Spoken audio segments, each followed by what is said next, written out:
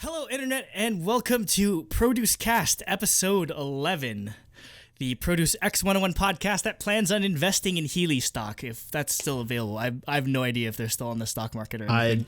You should know. You're the only one who would know. You're the one who works in the shoe industry. But design some new ones. I mean, like, Heelys haven't been popular for, like, a lifetime, so I don't know. I remember specifically, they banned it. There were signs outside our supermarkets that banned Healy. Like, it specifically says no Healy. Supermarket? Yeah, in the supermarket it said no Heelys allowed or whatever, because I guess just kids would just go around like freaking Healying left and right. So anyway, we'll get into Heelys later. But this episode is going to cover episode 1 through 3 of Produce X101. We're finally here. We're finally back on the produce train. So we're gonna cover basically just the intro part, like the first like evaluations or the first gradings, and then going up to when they get re-evaluated, and then we're not going into like the first challenge just yet. So please refrain from spoilers, anything further than that in the comments, to keep everyone on the same page, or preferably keep like me on the same 2.5 episodes. Yeah, keep me on the same page, because I just straight up didn't watch it, because I'll just wait until like the full like thing is out, basically, just so I won't have to wait that long. Anyway, so if you want to keep up with what we're doing with ProduceCast and everything else we do on this channel, please subscribe to youtube.com/trulydaebak. You're more than welcome to listen to this on our audio versions that are available on Spotify, iTunes, Google Play, and Stitcher.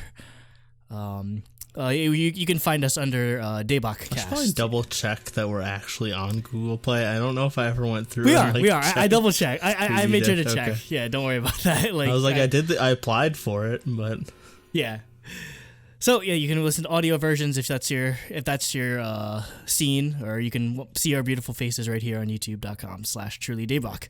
So, minor bit of news going in before we go into the episode. Literally, it hasn't been confirmed necessarily, but I'm seeing some news sites reporting that there's going to be, like, for KCON to New York, which is coming in July 5 or 6 and 7. There might be some Produce X101 trainees that show up I honestly don't know what they're going to do. Maybe they're going to do like GMA or something like that. Yeah, they'll definitely do that. Yeah, maybe, or they're just showing, or they're maybe doing some a 101 songs or something. Yeah, something like that, or maybe, who knows? Maybe it'll be like a thing, or like an actual like competition thing or whatever. That'd be crazy, but no. Yeah, we'll get into that later. But just some minor news. We'll also be at KCON New York, by the way. Yes. Haven't secured that panel yet, unfortunately. But if you want to see us, just bother. That's not happening. Tweet at KCON USA and tell them you want to see a ProduceCast panel.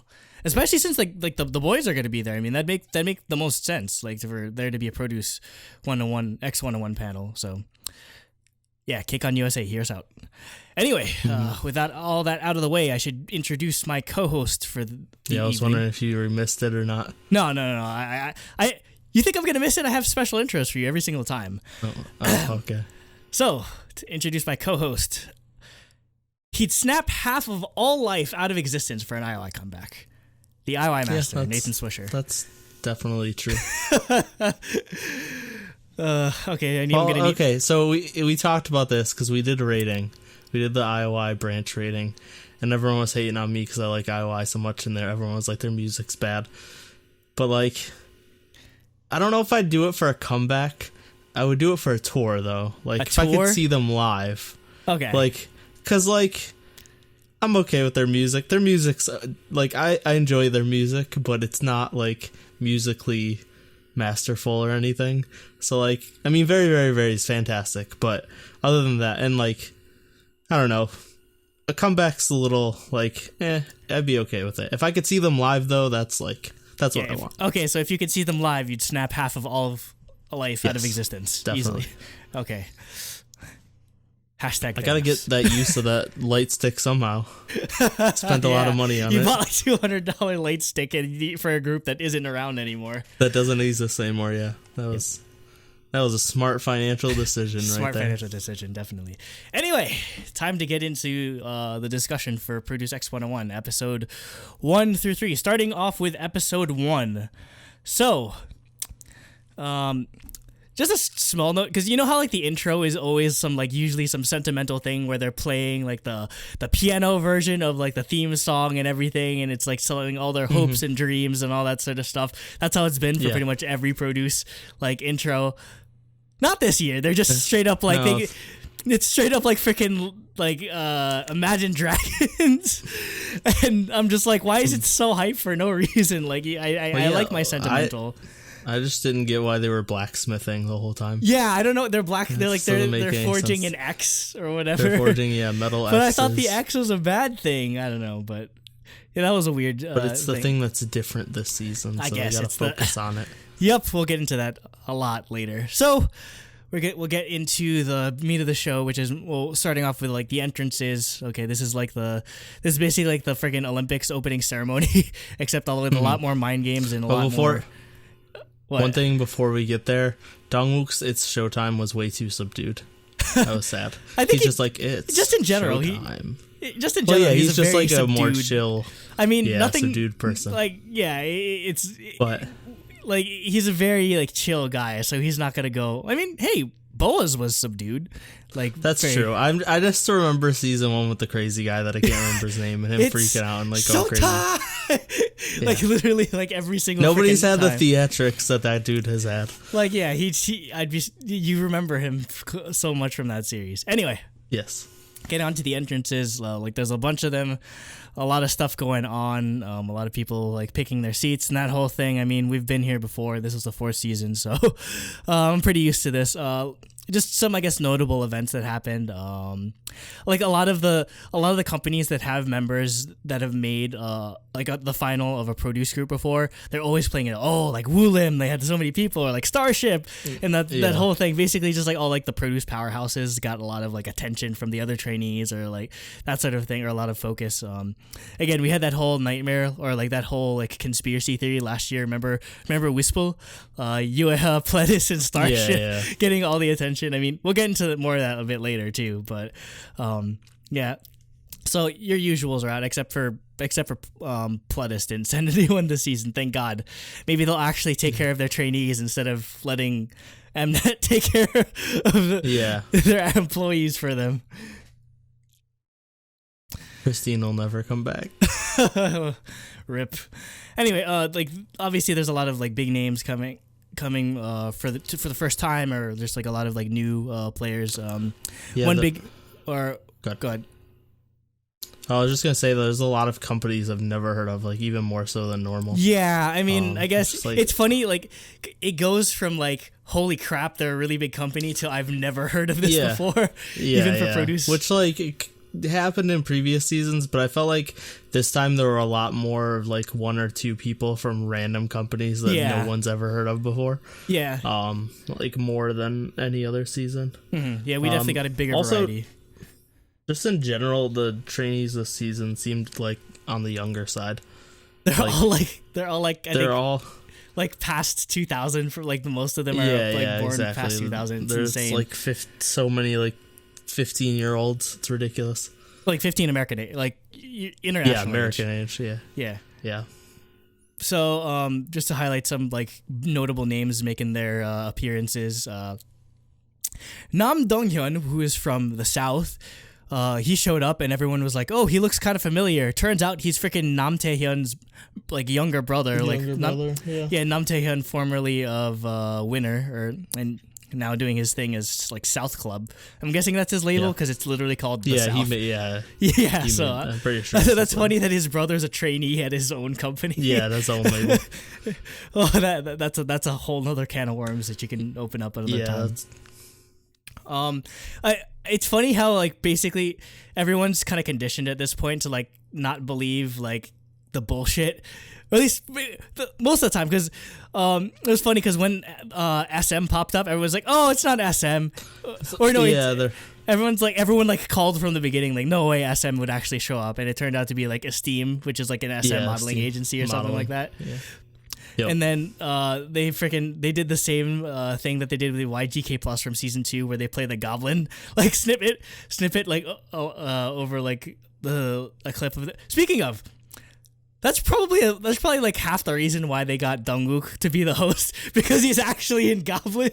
Like that's probably just an excuse for them to just play that clip over and over and over again, which they do like very, very generously.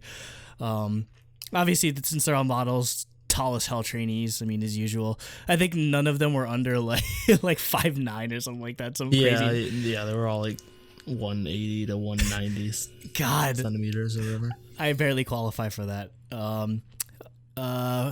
Kim Dong-bin is back, this time under MLD Entertainment, which is Momoland.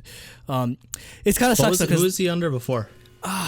Like Kiwi I wasn't sure if Group Entertainment or something like that. I think. He's under Kiwi. Okay. Yeah, like some random company, but yeah, he moved over to MLD Entertainment, which is Momoland's company. It kind of sucks for him because people recognized him as they literally like recognized him. Oh, isn't that the guy he that cried a lot? Yeah, isn't that the guy that cried during his like performance thing? So something. Because he screwed up, which they make a joke about during his evaluation. We'll get to that later again.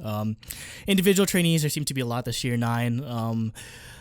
One of them is Lee Eugene, who's from this drama called Sky Castle that I personally never heard of. Sky Castle's really big.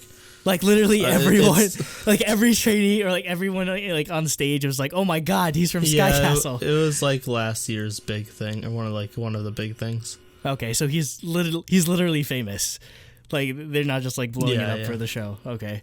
Because again, I'm not really big on K-dramas in all honesty, but I mean, I'll check it out if it's good. Yeah, it's like a bunch of like rich moms scheming to get their kids into like Seoul University or something. Oh, so it's like it's a college admission. It's like American college admission scam drama, basically. Yeah. Oh my god, that's amazing. Okay, I might want to watch that then. That sounds good. YG shows up. And everyone's literally like, "Oh, it's gonna be YGK plus." And then when Wang Junhao and Mahito walk out, everyone's like, "Oh my god, it's like actual like YG trainees." Yeah. So as always, they're kind of worried, like, "Oh, all the big names are gonna take the votes and that sort of thing." So yep, which is par for the course.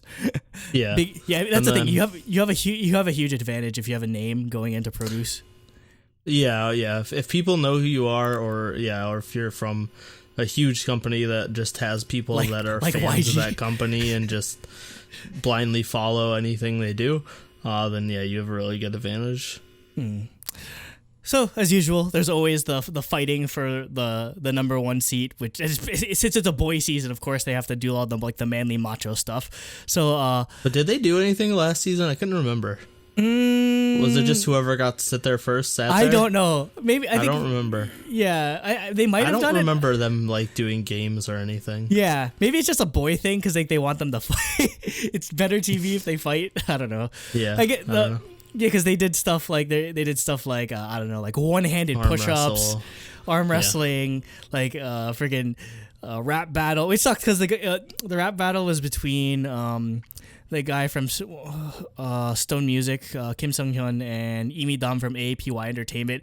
And Kim Sung-hyun himself is a rapper, and he lost the rap battle. I was like, oh shit. Yeah. Well, I thought he he did better. Yeah, I thought he did better. Yeah, I was surprised why he didn't get that many claps. Yeah, I don't know. I don't know why the trainees liked the other guy better, but yeah, but I mean the other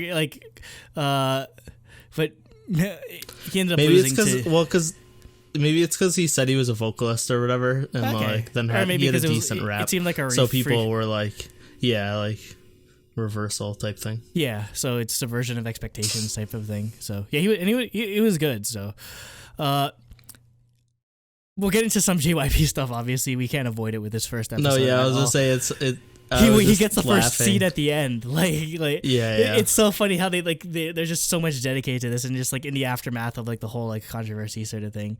I was just laughing at how much the trainees were worried about a JYP trainee. Like, oh my god, a JYP trainee, he's gonna be so good, and he's gonna take one of the spots, and not anymore. Oh no, there's no way we could beat him, and then he's gone. Yep, never mentioned again. Yeah, they just nuked him off TV. Speaking of, kind of an update on it though. I mean, there were some people, childhood friends, and maybe I think some teachers supposedly that were refuting the bullying sort of claims, sort of thing. The thing is though, the underage smoking and underage drinking still kind of the bullying would have been worse but it was questionable. Where the other things, there was proof, and like those were just bad enough to get him kicked off and like fired from JYP anyway. So like it didn't really matter if the bullying was real or not. Yeah. Okay, so after that staff introduction, so Lee Dong-wook gets introduced as the representative. So he explains there's 11 trainees. It's going to be 10 plus X as opposed to just like 11 straight. And I actually like the way they do this, in all honesty. So that's a really good idea. Yeah, 1 through 10. So like during the live finale, episode 12, I'm presuming, if you get through 1 through 10, or if you get voted 1 through 10 during that live finale, you are in the final group. And then the 11th member, who is called the X-trainee will be whoever has the highest number of votes accumulated throughout the show. So normally, like what we talk about, a talking point that we have a lot about ProduceCast is you have to peak at the right time, because some people peak really early and then drop off, or they get less screen time as the episodes go on. So it's kind of hard for them to get back into the final group sort of numbers. So it's a good idea to sort of incorporate those early numbers as well. So like what you seem to like it as well, Nate, correct? Yeah, because I mean, if like the last 2 seasons, it would have been JR and Khan. Yeah. And like, both of them, like the whole season, we just assumed they were locked, and then they just got dropped at the last second because of whatever. And it's just like, it just feels, I don't know, it feels wrong. Khan definitely felt wrong because she was almost first or second most of the time, pretty much. Yeah. So basically, I'm sure it's almost directly as a result of those 2 incidents happening, and like people getting pissed off at like Mnet or whatever for like having that happen to like really popular high profile. I mean, we're still hearing about like what Produce season 1, Produce season 2 is all these years later, and we still keep hearing about how Junghyun got screwed essentially out of the top 12, or how he was supposed to be the leader of that group. So yeah, it's definitely been a sticking point for over the years. So it's good to see them at least attempt to address it. I think it'd be way too much to have like the entire group like settled like that. Oh yeah, definitely. Yeah, at least. No, yeah, I think you need the resets of the votes to give other people chances. But yeah, it did just feel shitty when someone was so like locked throughout the whole season, and then the last episode like falls apart. So yeah, I definitely like that. Yeah, it's a good idea. So trainers, Lee Seok-hoon's coming back. Lee Seok-hoon and Shin Yumi are back from season 2. I really like them just because they're really strict when it comes to like the vocal training and everything. Especially Seok-hoon, he goes in. Cheetah's back as the rap trainer. Oh, I love her short. I actually really like her short hair, in all honesty. Yeah. She rocks it so well. For dancers, we got Choi Young-jun and Kwon Jae-sung. So both returning too. Yeah, Jae-sung was season 2. Young-jun was he created the choreography for freaking Rumor from Produce 48. So it's a good, cool to see them collaborate. Just for the evaluations for this episode, so use here. Just to like they always like bring someone back from the last season that like or like Kahi came back for season 2 for Produce 48. Oh yeah, that as well. Just for one day or whatever. Yeah, that's a pretty normal sort of thing. Okay, on to the evaluations, which is probably going to be the meat of this episode. So A through X. So it's A, B, C, D, and F, and X. A, B, C, D, F is normal. There was no F for this part. That's the thing. Like, it was A, B, C, D, X. Yeah, and so then when they got reevaluated, no one can go straight. Yeah, that's one thing that actually confused me for the when I first started watching, is that I was like, why is no one getting into F? So basically, they put you into X class first, and you have to escape X essentially. Yeah. So basically, but at first they were playing it off that if you're in X grade, you can't be admitted to the training center, and they're like, oh my god, that means you're going home.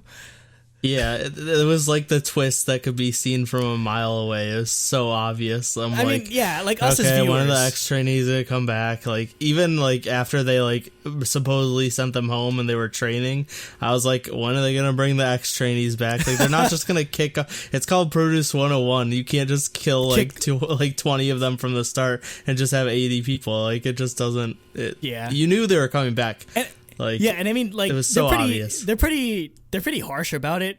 like in general, but that's just too much. Like if you get kicked off, like because I mean, again, like this first evaluation has never been like the sum of like what you are as like a performer or an idol, like ever. There have been people that like totally like botched their first evaluation and then ended up in the last group. So every season has a F trainee that makes it like basically like a redemption story basically. They wouldn't, and that's like a big driver of viewership, so they wouldn't dare like eliminate that entirely. So. Exactly. Okay, so getting into some of the evaluations. I'm not going to go over everything because there's literally way too many. Like, they didn't cover everyone on the show, and even then, there's still way too many between the two episodes. So, they started off doing the thing that they always do, where they put two different companies that do the same song together, and so they always make you compare. So you had Source Music, and DSP Media. They both did Coco Bop by EXO. So the guys from Source Music kind of messed up, unfortunately. Like they were not great. It goes their choreo down, was good. Baby. Yeah, their choreo was good, but their singing had some like real issues. Yeah. And like you'd expect their choreo to be good from Source. Like, also, side note, I've never heard Koreans say Source Music, and I love that it's sauce music. Sauce music. Sauce music is what I'm gonna call it from now on. Hell yeah, because it is literally sauce music. They got the secret sauce, definitely. It kind of sucks because like Source Music ended up being like the scapegoat to like DSP essentially because they obviously have to build up freaking Son Dongpyo. Well, even like like episode 1, I noticed they were like, or during the intros, like they were showing DSP a lot, and like DSP came in, they were first, right? I think, like one of the first. Oh no, was it Woollim first? I think it was Woollim first. No, but DSP was in early. Yeah, early, yeah. Yeah, and they just showed them a lot, like commenting about the different trainees. So yeah, you could tell they were like selling Dongpyo. I mean, he has a great personality though. Like, there's a part where he's adorable. He deserves the whole world. He did Boom Boom. He does the choreo for Boom Boom well. He does all the facial expressions and everything. Like, that's the thing. Like, usually, like all the freaking boy group people have to be like badass and like manly men. Like more. But no, he just straight up does. Like, everyone's like, oh, he's like the male Jewy. He's gonna be the next Jewy. Or something someone like was like, he could be the next Jewy. Yeah, DSP was just much more well rounded than Source. And Dongpyo was fantastic. Speaking of something that wasn't fantastic, unfortunately, oh god, no. Starship. Yeah. Like, where do we even begin with Starship? Okay, so Starship Entertainment. This is like Cooper said in Discord. Cooper's like, watch 4 of them make it into the final group. It's gonna happen. It's gonna happen. Yeah, Starship but like at least Eugene and Wonyoung and like Yeonjung were talented and worthy enough to get into the group, or like I mean, hopefully they get better throughout the season. Yeah, hopefully they get better. So Starship Entertainment, they did "Oh Little Girl" from season 2 Produce 101, which I was happy about, but. First off, they're nothing like a Monsta X type group. They're way. Well, no, I was literally in my notes. I was hoping they'd have a reversal by doing a Monsta X song because they're all like 12, and they're all like cute looking. So it would have been hilarious if they just did this super hardcore like if they did, I don't know, like Hero Hard or carry, something like our alligator, something something just hardcore. But they weren't good enough to do it, so it's okay. Yeah, and like literally, like freaking like Hyungjun, like Song Hyunjun is like a literal baby in this group. And he's actually he's probably my favorite of the Starship so far. Him and, like, he's like the only one who's gotten any. He's got a lot of screen time. So the rest of them haven't. Yeah, as for like their actual performance, like. Yeah, they did not do well. And then after that, like, Song Hyun-jun had an opportunity, like, he's a dancer, like, by trade, like, that's his position. He had an opportunity to, like, show them, like, an individual dance, and he was just sitting there, like, twiddling his thumbs. Like, froze, and then they were just like, okay, forget it. And because of that, like, 3 of them got into X grade, and everyone was, shocked. Like, everyone was just like, wow, that's all it takes to get landed in X. Like, again, they're very liberal with like how they like apply the X grades compared to some of them, in all honesty. Yeah, and their grading too is like very all over the place because they grade a lot on potential and like they'll give people A's who are much worse than people in B or C if they just have like that extra like idol, the X factor, idol factor, like or whatever. Like it's not entirely based on skill. It's based on confidence, like potential, skill, a bunch of sorts of things. Confidence just in general, because like a lot of them, like they either chickened out or like they just froze or they can't really like handle themselves when up like in front of like a stage of like 100 people or whatever, and they're supposed to be idols, so you're supposed to sing in front of thousands of people. So yeah, they take that to heart a lot. So yeah, like Wonjin, Hyunbin got D, Minhee, Jungmo, and Hyungjun got X. Hamwonjin took it really hard. Like he took it really hard. Like he felt responsible for them landing in X. Well, he got D, but everyone except Hyunbin got wasn't it X. Like they played off like a like really close friendship between him and Hyungjun and yeah. Youngjin. Yeah. So like the fact that they were like he thought his friend was kicked out of the show or whatever. Yeah, that's the thing. That's why a lot of them, like when they hear that either they themselves are getting X or their friends or like the label mates are getting X, they think like it's over completely. So a lot of them take it really hard. Let's see what else is notable. We Entertainment, a wonderful man named Kim Yo-han. Oh man, so I guess background on him. He was a 2-time like Taekwondo like freaking champion. And he decided, like, I guess he was explaining on the show, like the whole time his career was to actually like be a singer or whatever. So he gave up his dream of being like a Taekwondo master, like his father. So like his father basically pushed him to do, like he assumed he had to do Taekwondo and was really good at it because his father was like a really high profile like Taekwondo master or whatever.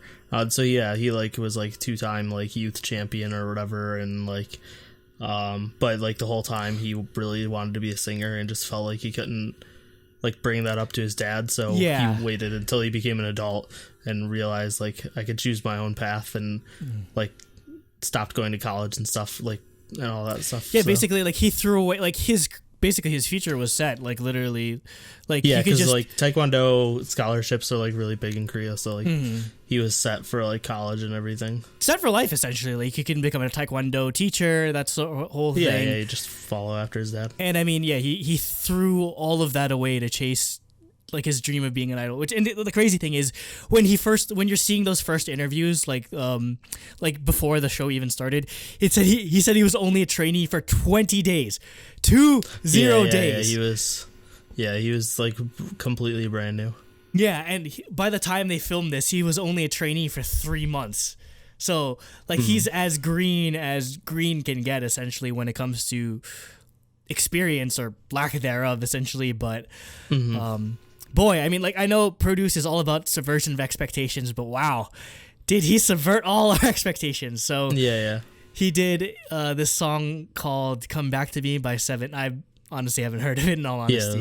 It's a Seven song, like a really like classic like Korean song. Who cares about the song though? He had freaking Heelys on.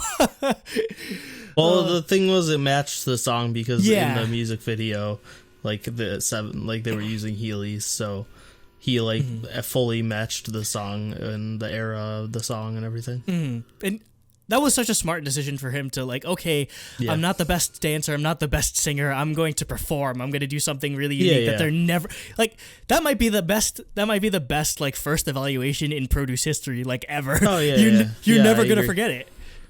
Yeah, and I think he did a really good job considering his training level. Like it helped that he did a slower like ballad song, so like he didn't have to do any real hardcore choreography or anything. So like, and the trainers mentioned that like he knew how to pick his song well. So yeah, he did a really good job. And like even when they asked him to like do like a regular like, choreography, he takes off like the Heelys and everything. He did like, it was basic moves, but at least he was confident enough to do it in the first place. Exactly. Yeah. He did it well, even though it was basic. So yeah, that's what like what you were talking about in terms of like potential, like for someone that's literally had no training essentially, for him to know at least that much, it was impressive. And yeah, he was totally deserving of his A grade.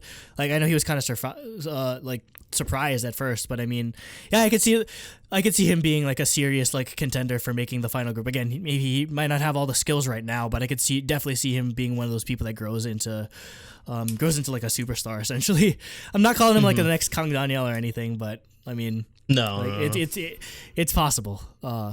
Anyway, unfortunately I think he's gonna be more like a Moonbyuk, but a Moonbyuk, like more of a meme type thing. Yeah, Jung Moonbyuk.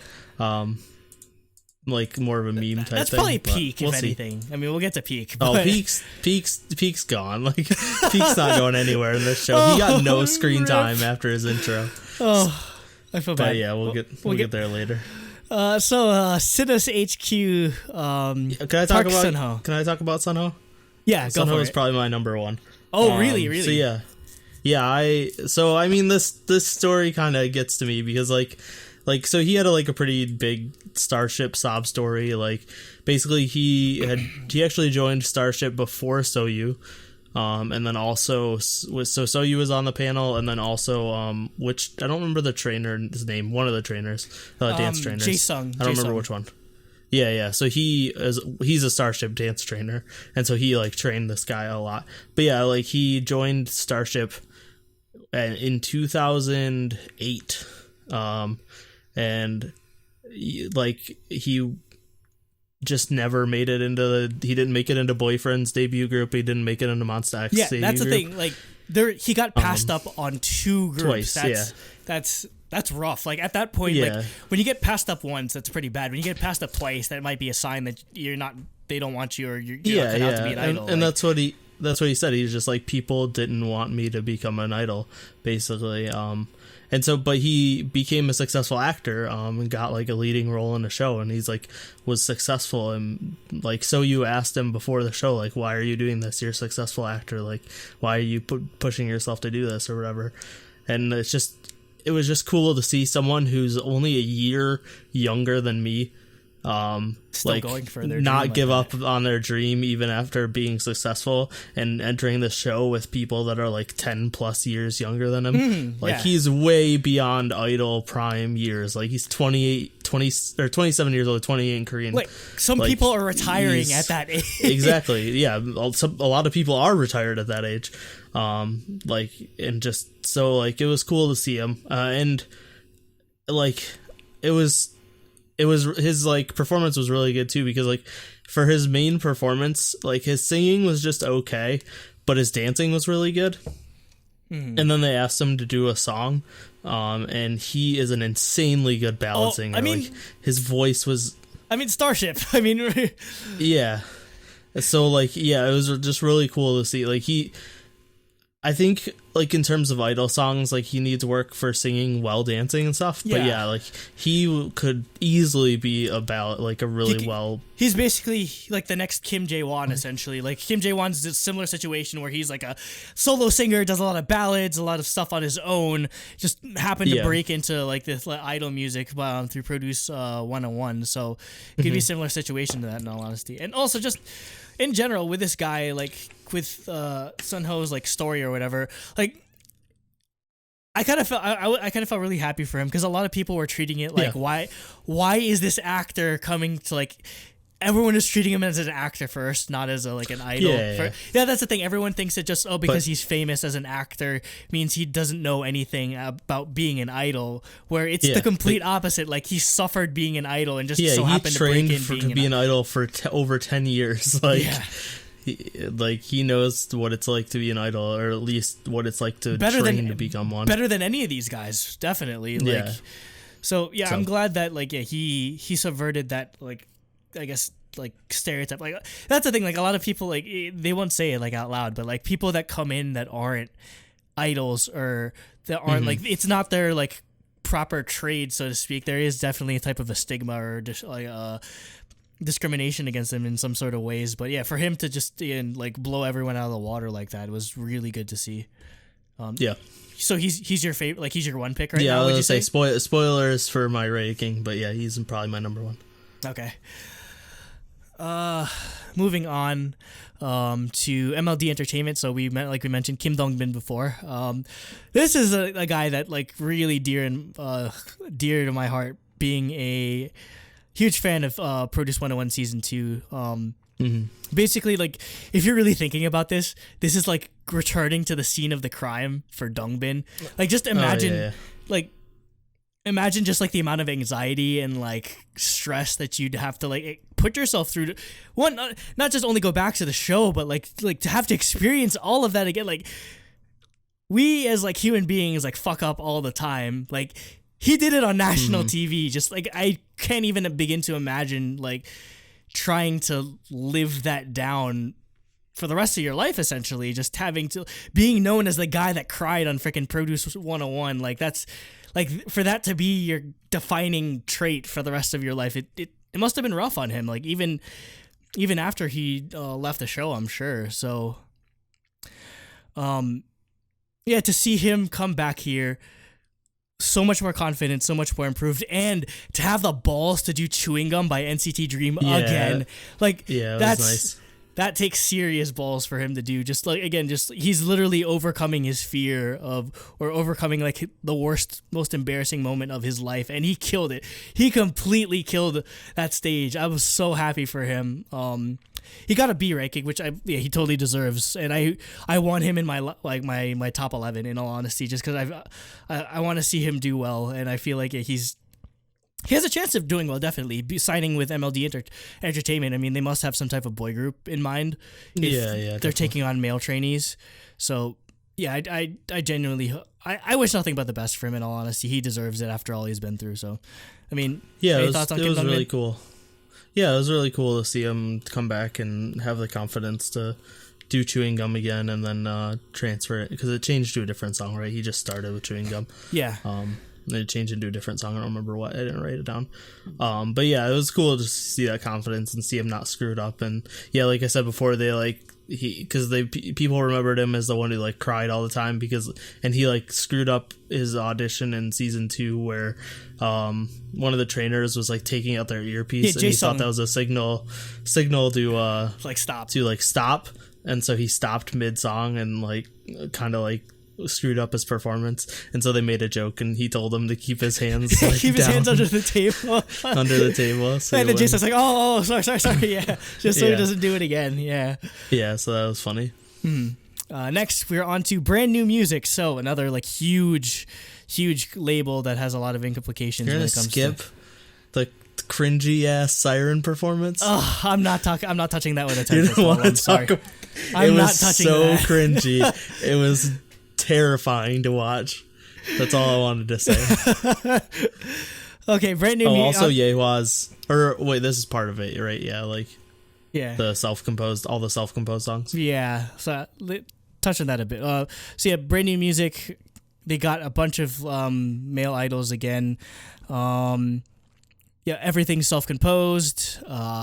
The song is called "Go Get Her," and like thinking, okay, well, I wonder what kind of song it's gonna be. It's nothing like Hollywood by AB6. Hey, we're gonna review that in a bit, or sometime in the following week. It sounds nothing like that. Definitely sounds kind of like a shiny song, in all honesty. So it was kind of like an interesting sort of new take for brand new.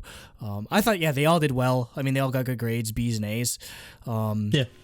Jungwon and Eon Sang got A's. They work well as a team, have a lot of energy. So yeah, brand new is just killing it when it comes to boy groups, essentially, or boy seasons of Produce, essentially. Yeah.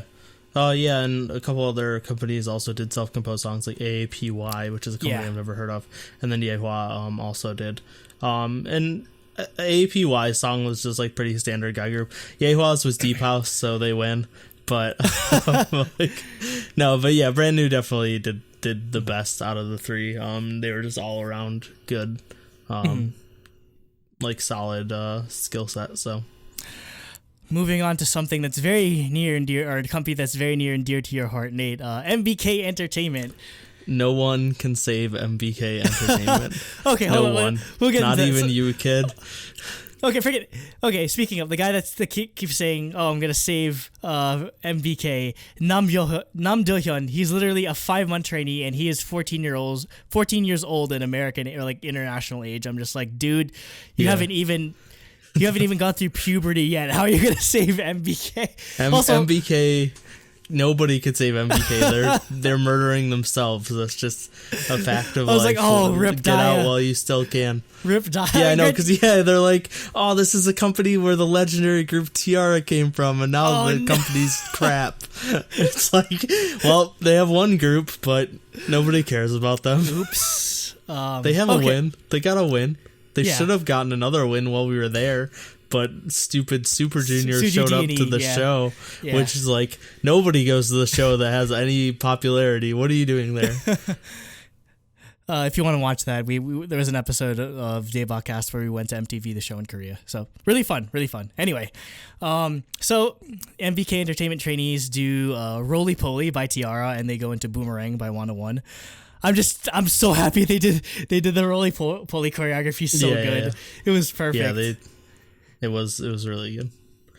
As much as I'm crapping on this kid, him saying no one can save MBK, he's really good. Yeah, Do-hyun's pretty good. Like he said he was only like rapping for 3 months and dancing for 2 months, and he's pretty good in both of those things. Yeah, he was better than probably 75% of the people. He's better than trainees that have been like on the show. Been there for years or whatever. So that kid has a huge upside. Well, they're also saying he's basically some kind of music prodigy because he's producing songs since he was 6 years old, and he said at one point he produced 5 songs in a week. What? And like he just like. Yeah, he said like was learning piano at like age 6, and then like picked up like MIDI stuff and just like producing songs constantly. He's like the model Asian kid, just learning piano. Learning piano. He's probably really good at like freaking like. And then he's just insanely good rapper too. Yeah. So next we're on to Music Works. So this is Song Yoo-bin and Kim Kuk-han, both from the group My Teen. So yeah, there's a bunch of people that are from existing groups already. We'll get into some of them later, but yeah, this is the first of the established groups. So they did Spring Day by BTS, and they did a song called, or a dance number to OG by Troy Boy. Again, I'm not as of the groups that like members that were already debuted in groups that were coming into here. I had experience with like none of them. Maybe Up Tension. That's it. Just because we saw them at like KCON. But My Teen, I don't think I can't remember if I've listened to them. I've probably listened to them before, but I can't really remember. Yeah, they're not. Yeah. I'm sorry, but it's reasonable. But they don't stand out.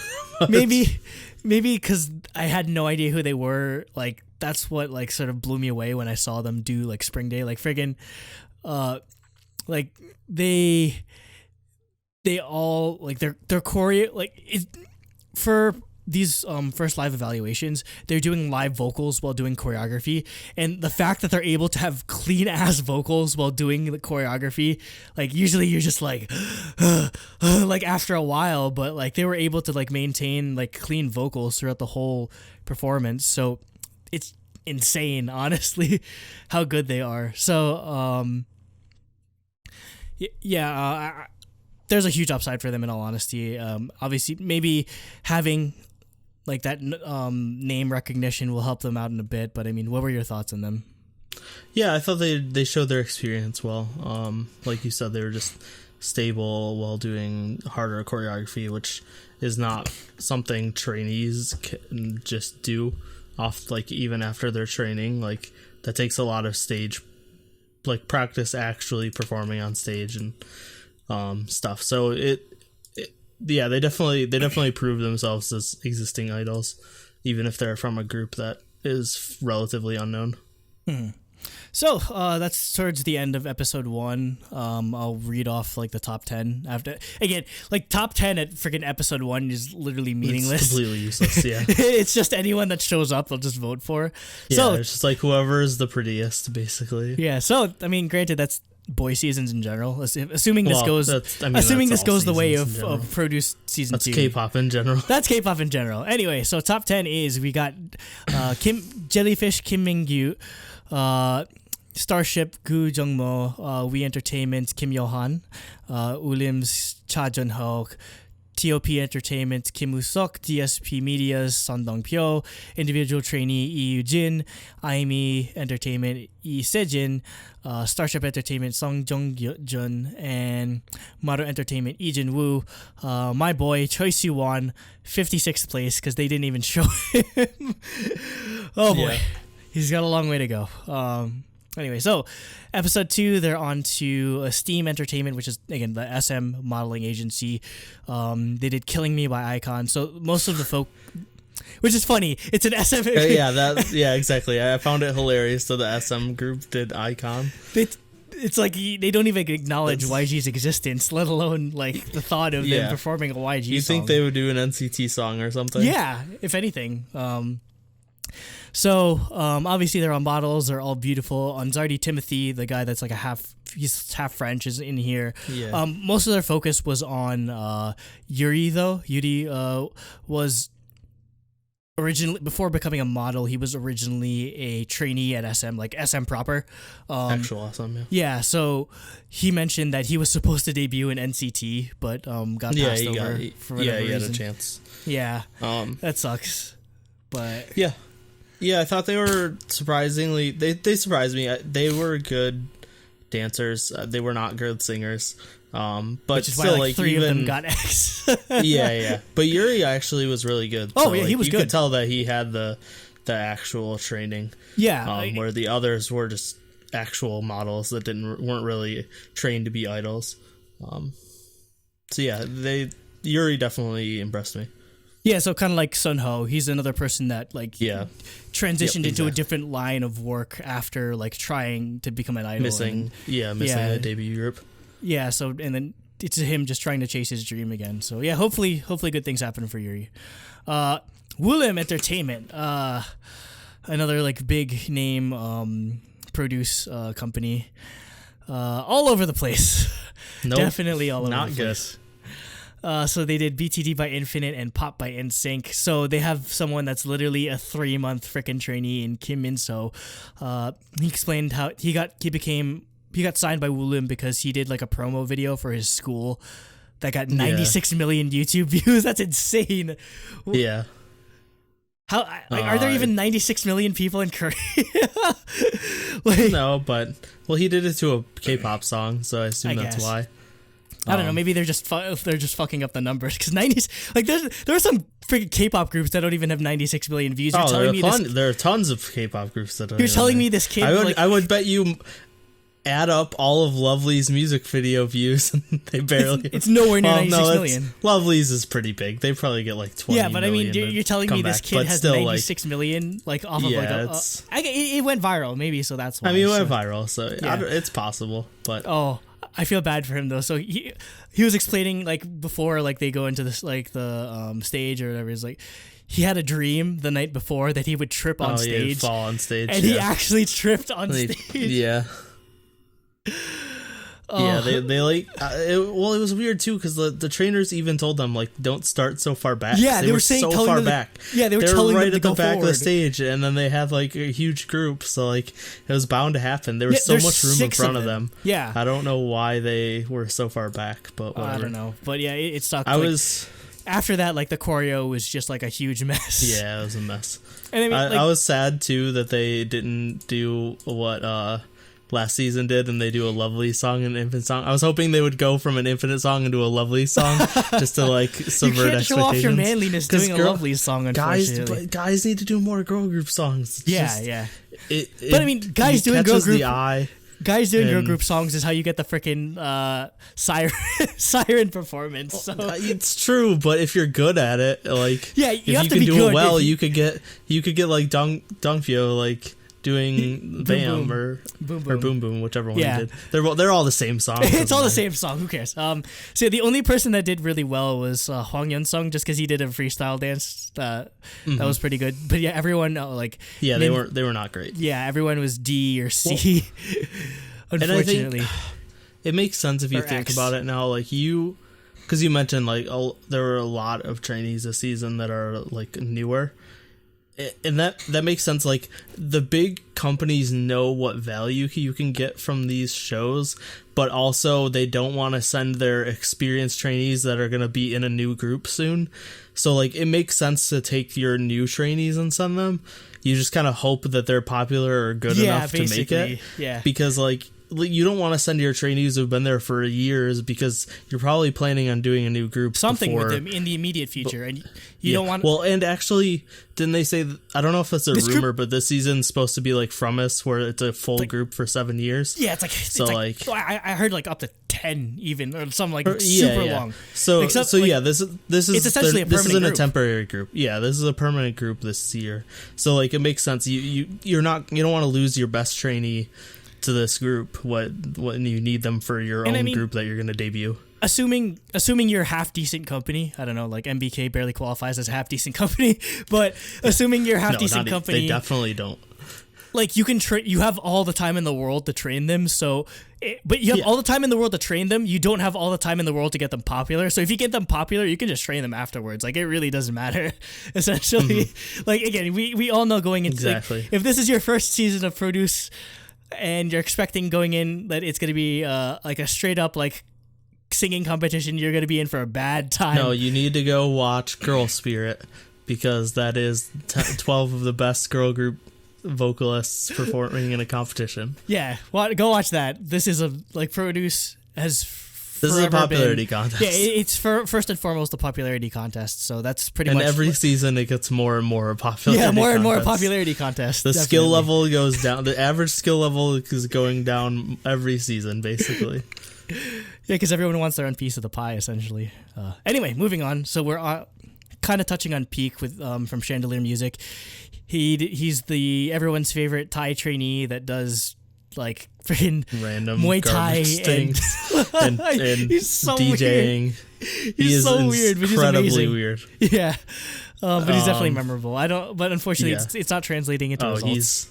I'm sorry, Peak. He's screwed because he I think he went viral mostly among international fans. Yeah, no for one his cared about him intro, and then they put his intro or his evaluation on the episode, which you can't say happened for everybody. Yeah, but it just wasn't that good. And then since in the whole episode after, like the rest of episode 2 and episode 3 that we watched, he's gotten 0 screen time. So yeah, I don't unless he gets a ton of screen time in the next few episodes before elimination. I think he's probably not making it. Basically, he has to pull like a knockout and just have an incredible like stage performance for somebody just to even get remotely notice him.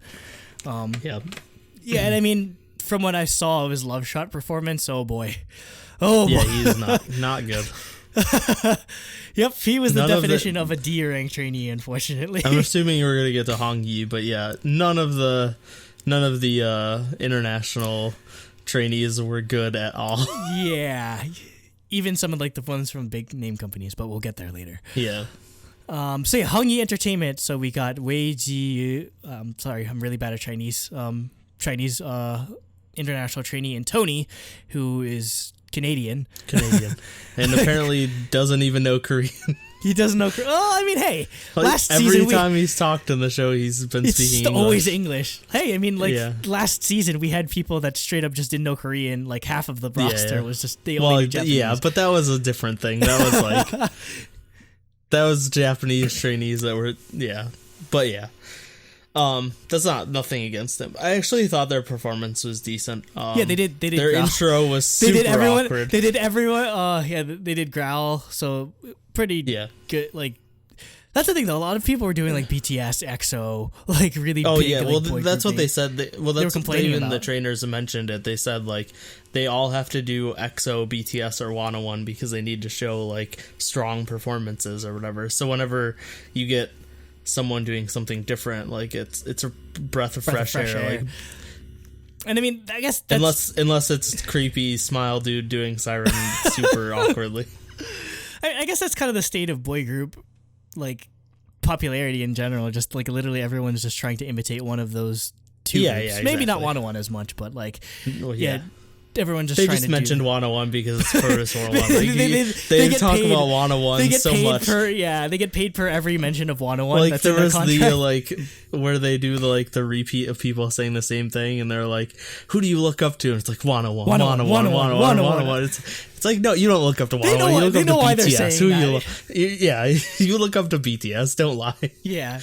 Anyway, onto their actual performance. So with Wei Ji, like, I thought his rapping was kind of wooden, but when he started singing, it was really good. Yeah. Same thing with and Tony. That's understandable. Like, yeah, they're not native Korean speakers. Like, yeah. So Tony, they got him to sing a song in English, so he did really well with that. So yeah, they have good voices, and which resulted in Tony getting an A. Surprise, and he was shocked more than anyone else. Like, well, go ahead.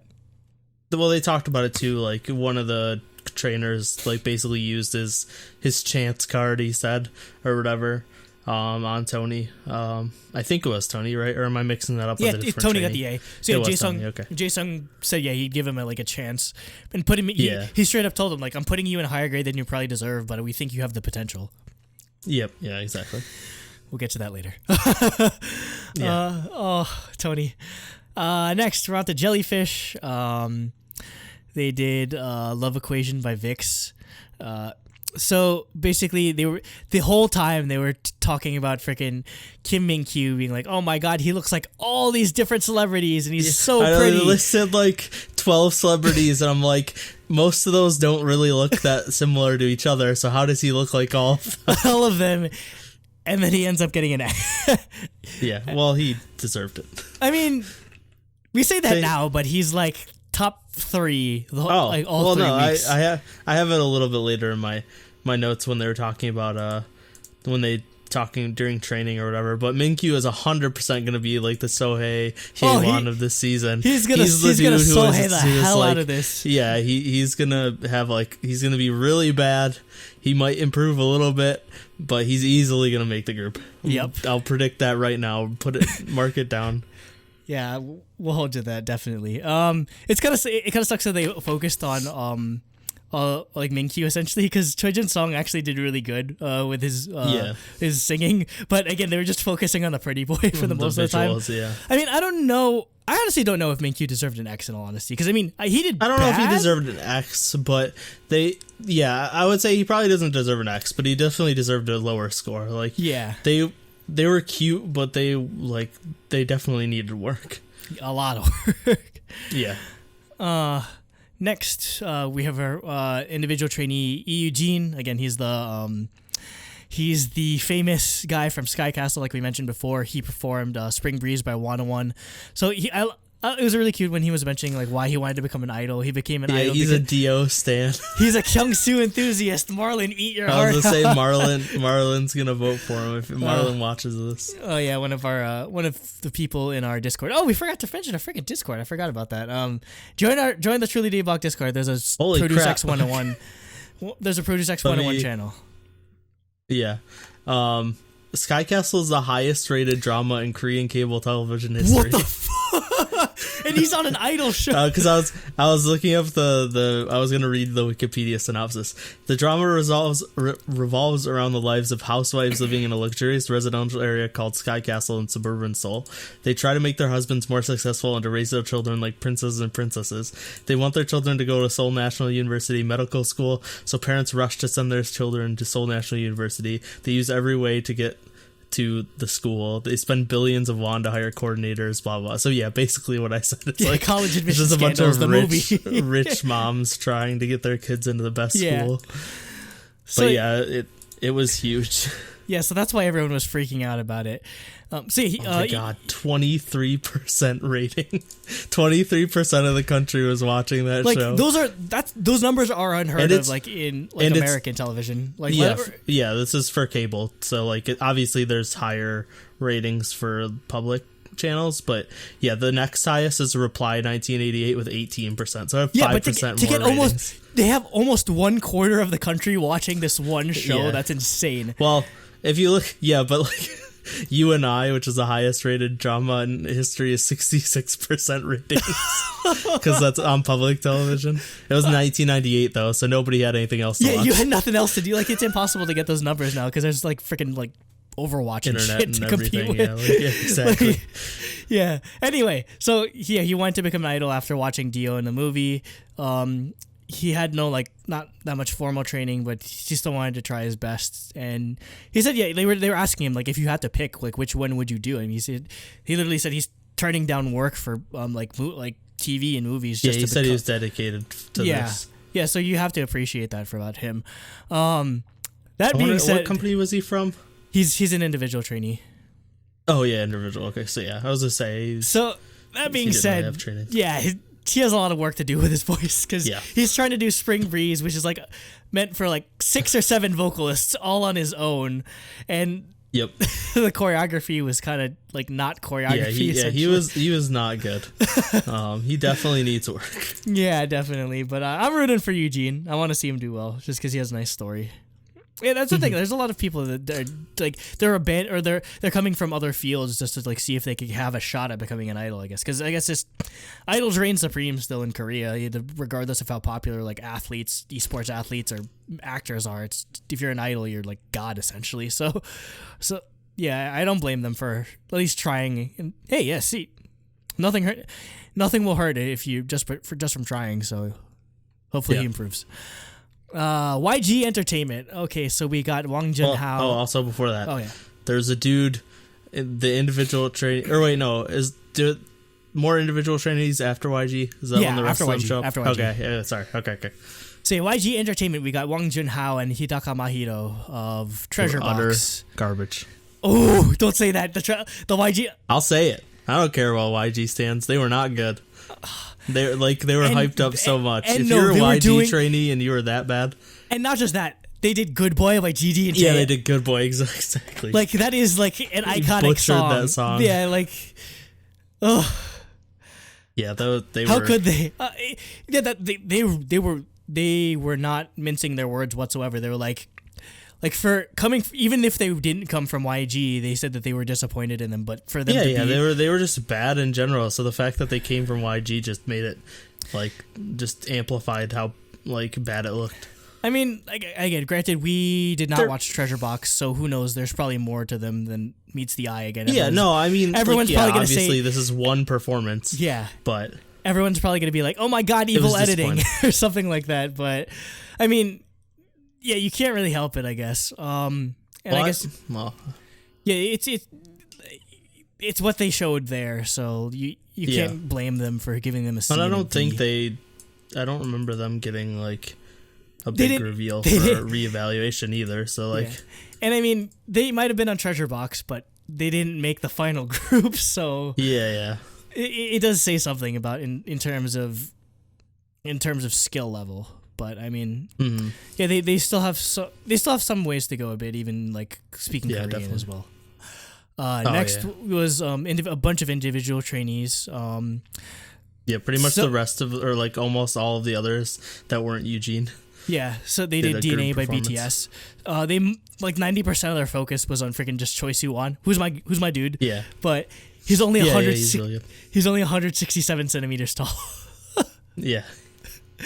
That is beyond short, which is why everyone's calling him the next Woozy, from 17, basically just a super good dancer who's just short as fuck. But he even has he's a really good singer too. Oh yeah, I was surprised at how clean vocals during good choreography. That's the holy grail of K-pop idols essentially. That's 5.4 feet. There are female idols that are taller 5 foot. Doyeon's taller than him. Oh yeah, Doyeon's way taller than him. Doyeon's 5'8" or 5'9". Yeah, she's Doyeon's as tall as I am. 3-4 inches taller than him. Yeah, but he did amazing. He got an A. Lee Ha-min got an A. Jung Young-bin got a B. So if you were wondering why they only showed 3 of the results, or they just didn't show one guy at all, his name is Im Siu.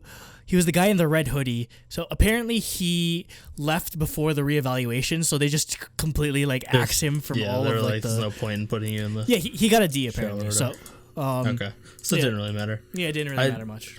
Yeah, Suwon was really good. Just in general, the individual trainees were way better than I expected. Usually, you expect them to be on the worse side because they don't have a company or whatever. But Suwon's insanely good. Also, Or do you remember his story? He was like, he literally went to like 40 something auditions. And yep, and none of them worked out. And it's like, or how like are they passing up this dude? And yeah, how does he not sign to a company? And unless he was talking because of his height. They were talking about because of his height, and they said like they were picking people that looked prettier than he was. Yeah. That is the idol industry in general, but for him to have this much skill and not be signed to like a major company at all. That's a travesty. I'm sure he'll get signed after this. He's 100% getting signed after this. I mean, he's very good. Like if no one signs him, like, okay, you want to start IOI Entertainment, I'll just sign like Produce 101 Refuge Entertainment. Basically, anyone that doesn't do well or doesn't get what they deserve on this show, I'll just sign because he's good enough to like debut in a group. Like at this point, like he's insanely good.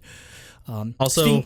One of the individual trainees had a Ford racing jacket on, which I was like, that's normal. Why? What? Like, I know, racing but it's jackets just weird. are really in fashion nowadays. Like people, it's just funny like, that people because they're so adverse to like logos and stuff, and they didn't even try to block it out. It was just giant Ford. You know what's funny? Dongbin had a jacket that said like "sexy" something on it. Oh yeah, sexy, and the second word was crossed out. Was taped out like they had tape over it. Yeah, instead of the word "sexy." Like you think it'd be sexy, but I don't know. Anyway, speaking of, it's probably some brand, and like the actual name of the brand. Yeah, because they usually just like try to like block off half of it or whatever. Anyway, speaking of people that have debuted, we get Uptension and Victon back to back. So Top Media, Kim Woo-seok and Lee Jin-hyuk, who are Uptension, and then Plan A / Play M. That's funny because we're gonna get after a certain point, they're just gonna start using the new name because they switch. The company got merged like in the middle of filming, so they're just stuck saying Plan A on like all the graphics and everything. So that's Choi Byung-chan and Hong Sang-woo. They did Save Me by BTS.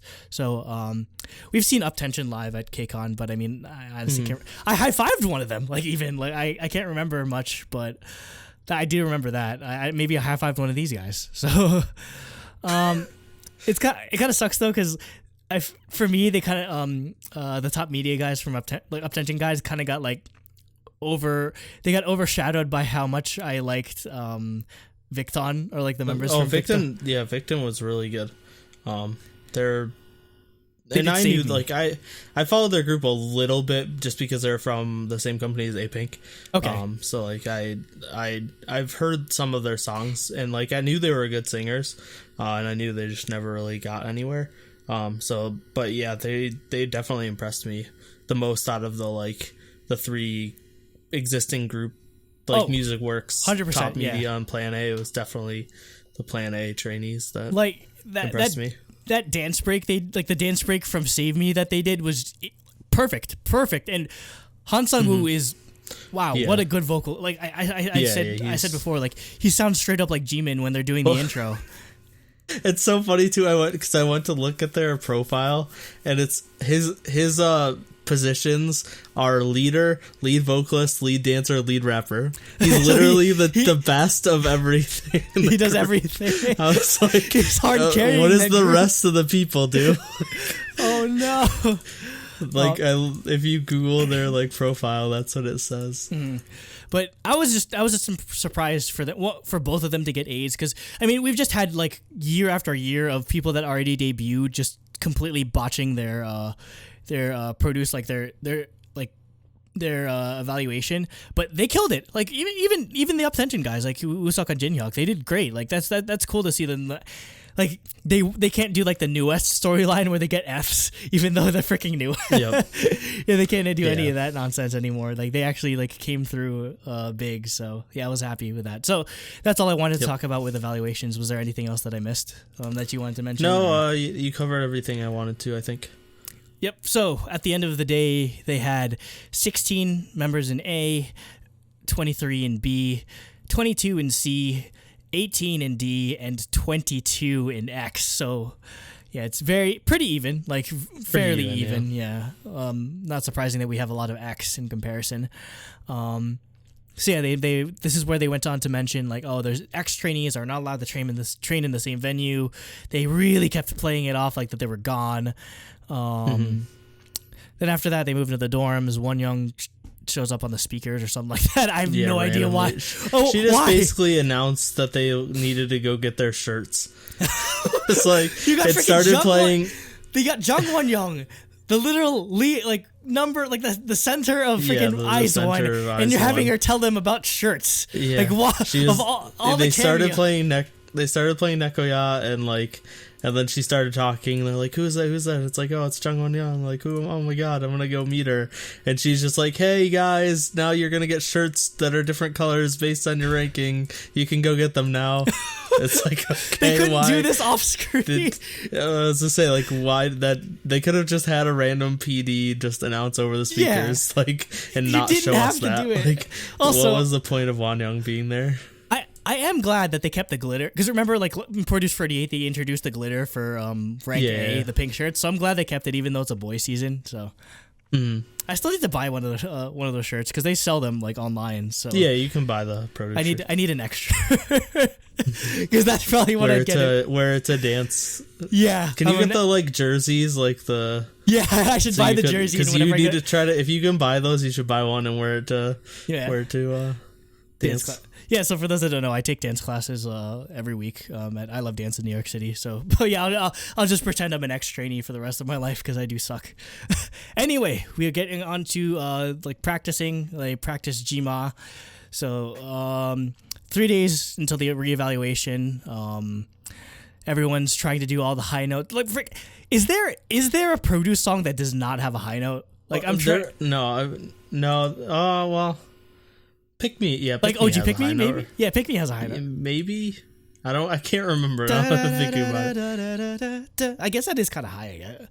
I think they're just all high in general range songs, but yeah. I mean, they're for the girl groups, like it's not as much of a thing. Mm-hmm. Yeah, so they only A through D learn the choreo and like learn the vocals and everything. So I'll go through, like, the practices won't be in order. I'll just go through it by like grade. So I'll start off with A practice. Pretty much everyone here was good except for like Kim Yo-han, our lovely Healy's boy, was kind of struggling on like some of them, like the notes and everything. Again, literally like super like green when it comes to training. So yeah, he was one of those people that got an A because of like his potential and like he picked the right song and stuff. Like he definitely isn't the most skilled person.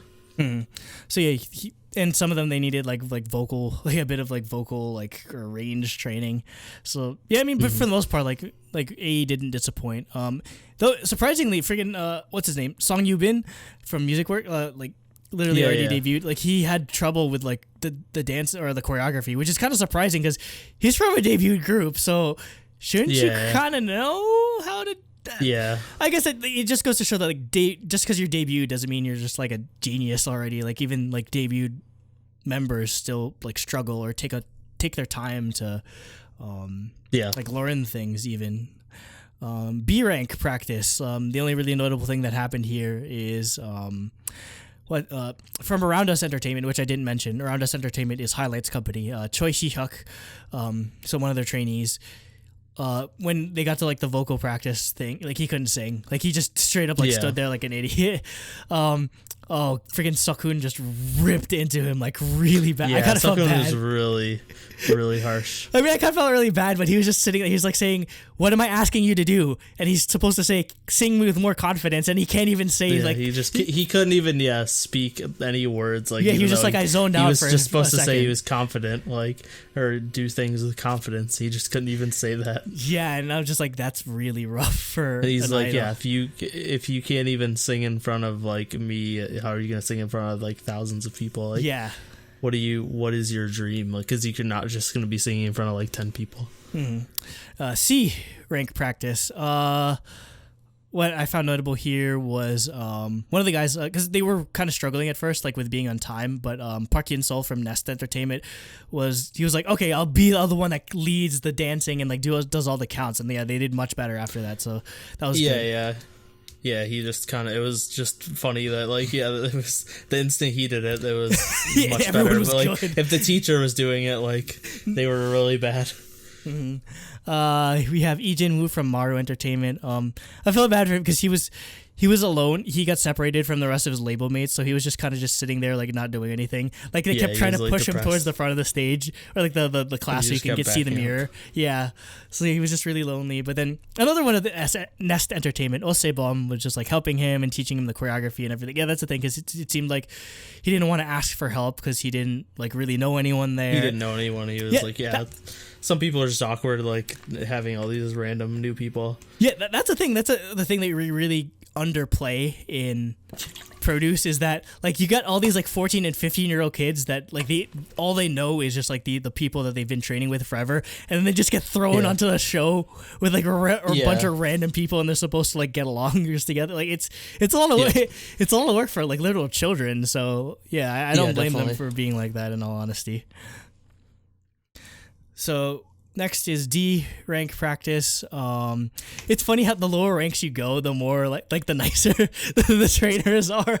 Like A and B, like they're like harsh as hell. They're but so like harsh. Yeah. They're just like, we know you're bad. We're just gonna help you become better. Yeah, basically. I guess the most notable thing here was Hamwon Jin Starship. Basically he was just like dead for a certain time, because again he just felt like so eaten up by the guilt of just like letting everyone else get dropped to X. Basically it's a repeat of like Kwon Eun-bi's storyline from last season, where she felt so bad that like all the rest of her trainees didn't do well and she was the only one that got A. But it pays off in the end. Yeah. Also, Chaewon, I think, got bumped up for reevaluation. Yeah, so that happens. X rank practice. So, I guess to explain why the hell they're still here. I mean, as if that wasn't a surprise. So, the X rank trainees, they wait till everyone else leaves to go to like the dorm and everything. They're really playing up that they're leaving. They get taken on a bus into like this like random like sus like place in the middle of nowhere. I'm just like, oh god, they're gonna kill them. They're gonna kill them all. That's the plan all along.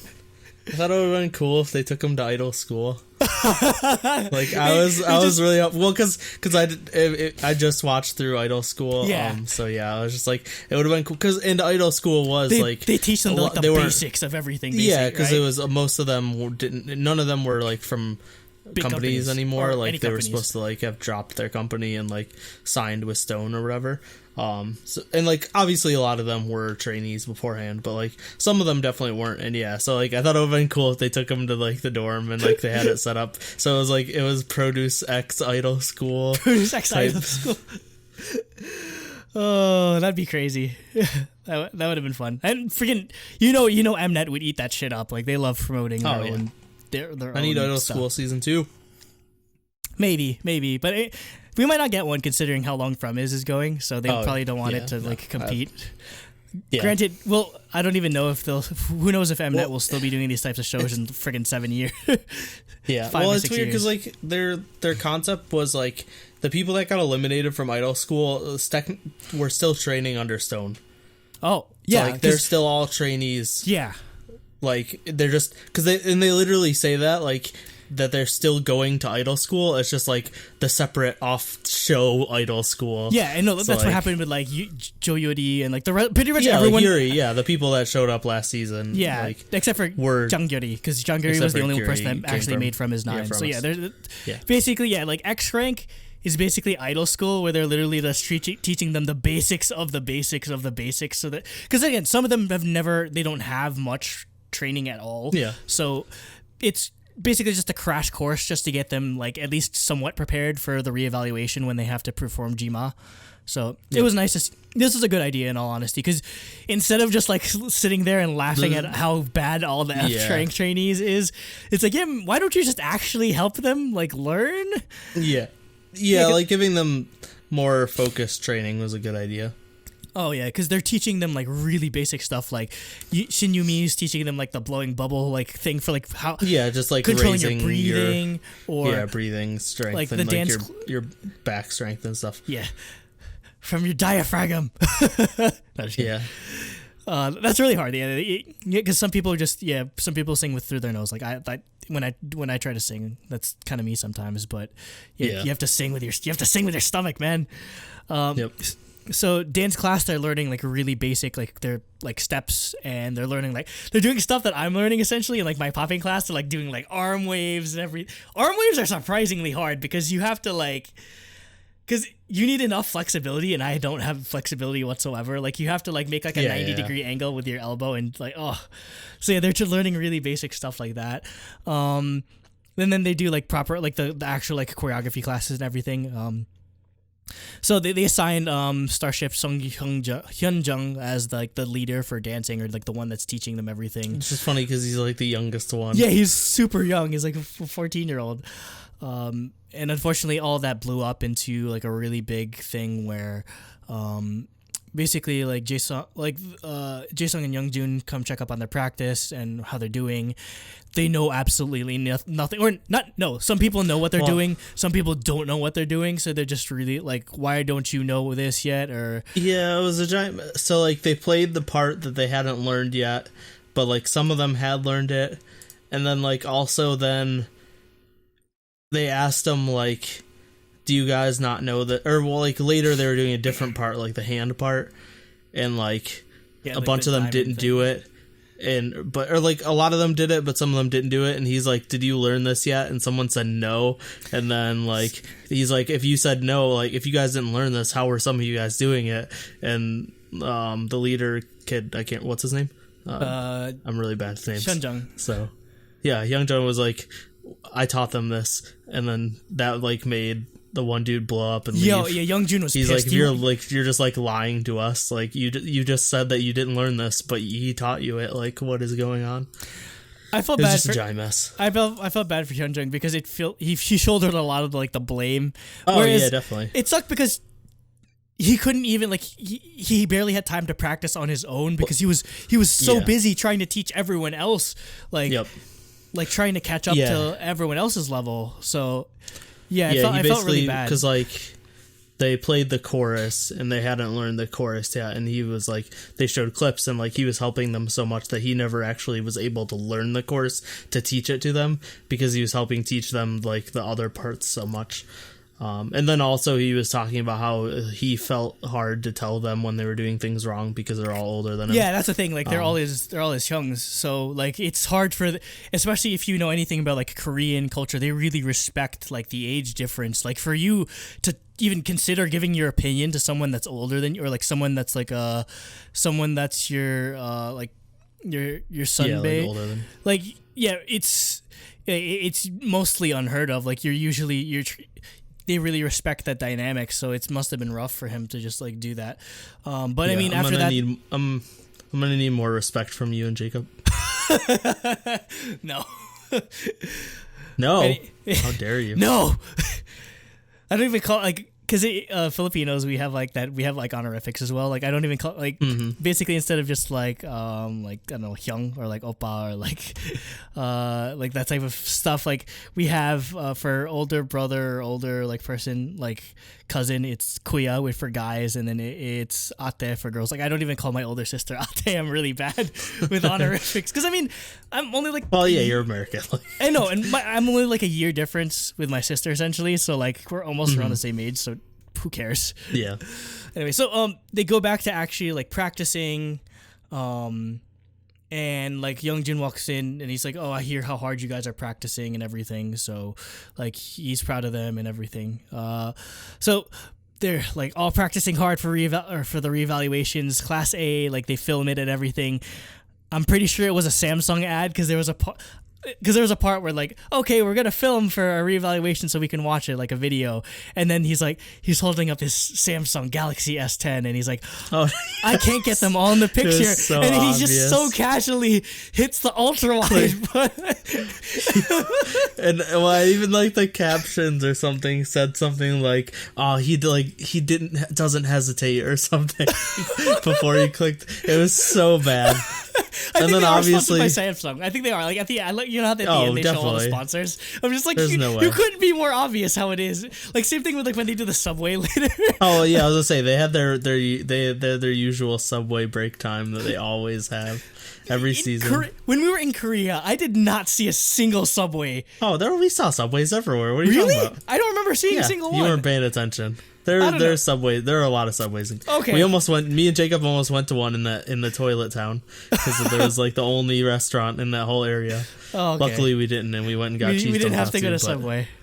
Okay, so they show a bit of them filming reevaluations, but like literally like they only show like one or two. Nam Jung-hyun from the South forgets his choreo. Oh, and then we get to Tony. Oh no. Like that might be honestly one of the most heartbreaking moments I've ever seen in like all my years of watching Produce, in all honesty. Like him just like the gradual just like it starts off kind of like slow, like oh, he kind of forgets this, but it just keeps getting worse and worse and worse, and like he just does da na na na na after a certain point, and like with all of his heart, and I'm just like, oh no, Tony, not like literally, it's the literal definition of not like this, but not like this gif, but yeah, exactly. Oh, like he broke down after he got done filming, and everyone was just like they couldn't look at him because they would break down and they felt everyone in A just felt so bad for Tony. And the thing that sucked is because everyone thought that he was gonna go down, because you know how like they give like, oh, who in your class do you think is gonna go down a grade? Everyone put Tony. Yeah. They kind of were right. Anyway, after the end of episode 2, we'll get into a bit of the. We'll get into the top 10. So, top 10 after episode 2. So, again, nothing really meaningful here just yet. We have We Entertainment's Kim Yo-han, brand new Eun Song, Jellyfish Kim Min-gyu, MBK Nam Do-hyun, Music Works Song Yu-bin, DSP Son Dong-pyo, Top Media Kim Woo-suk, Sidus HQ Park Sun-ho, Starship Koo Jung-mo, and Starship Song Hyung-jun. So, usually Center gets like really good votes, but Dongpyo's been kind of hanging around like the 5 or 6 spot this whole time. I'm kind of surprised. I guess it's weird because since this season they picked Center before like all of this, so they I don't know, they didn't have a chance to see him like ascend to the center spot necessarily. So I don't know, it's weird, but I mean, there's a decent mix of. It's literally nothing in between. It's A, B, and X trainees that are all are all in top 10 at this point. So it's literally all over the place. But I mean, it actually kind of normalized because these are the same people that at the end of episode 3, like they just jockey for position. It's the same like top 10, which was interesting. So we might be sticking with this for the time being until we start getting more performances. Yeah. Episode 3 starts off with like. Again, just showing more evaluations. So, Hyungjun from Starship, again, leader of the dance, leader of X, grade, kind of forgetting the lyrics, but he was dancing really well. Again, like you kind of have to root for all the X trainees because you don't want any of them to get like trapped, essentially. Spoilers for the one dude. Oh no. That's the most sad. horrible thing I've ever seen. It is. It was really bad. Like they show the phone call, but at this point, like I don't cry like when I see the phone call because like you're just. Oh no, yeah. I'm just like I've seen like this song and dance before. Yeah, exactly. The phone calls, well, especially after watching Idol School, where Heechul actually brought their parents to them. Oh, what? So, like, that, like, yeah, Heechul was, like, the best. So, because, like, it was funny, after one of the performance, like, concerts, he actually, like, met all of them like a homeroom teacher and, like, talked to all their parents individually about the kids. And, like he really took the homeroom teacher thing to heart. But yeah, and then he set up, instead of phone calls, he set up video messages for them. And then after they watched all the video messages, they went to the gym and all their parents were there, so and kind of their siblings and their pets and stuff. Like, and they said that was all because of Heechul. Yeah, so kind of like what happened after that. Phone calls don't they kind of did the same thing in season 2 of Produce 101 because I remember like towards the end, like when it was just like final like 15 or so. Oh like, yeah, final near 20 the years. End, they usually because I remember Lee Dae-wee's mom coming all the way from like LA to see him, and he was just in tears. It's like, oh my god, he can't believe his mom came and everything. So yeah, this stuff is just like I'm just like immune to the phone call at this point. So there was one part that was really funny. There was just one guy like the PD said, "Oh, you don't spoil anything." So his mom's like asking what time they have to go to sleep. Just like what time can I see you again? He's like, I can't tell you. Watch it on TV. It's like if I tell you, they'll kill me. Sort of thing. Yeah, basically. It's like they meant don't tell her what rank you got and stuff. Yeah. You can talk to her about this show. But yeah, he was just like, literally every question she asked, he's like, they won't let me tell you that. Anyway, trainees or the trainers watching the evaluation videos. So the part that they revealed here is that A through D, they still don't know the fate of Class X, so they're just going under the... So it's going to be a surprise when X trainees just start showing up out of the blue. Okay, so just going through some of the names here. Kim Hyunbin from Source Music. Huge improvement. I really liked him. He has a lot of charisma. He was super extra before he started. He's like, Mike Test, and he's like, let's go. Oh, yeah. He was that guy, so that's really funny. Kim Kuk-han from Music Works, super clean. Very powerful when it comes to his dancing. So he's honestly one of my favorites now.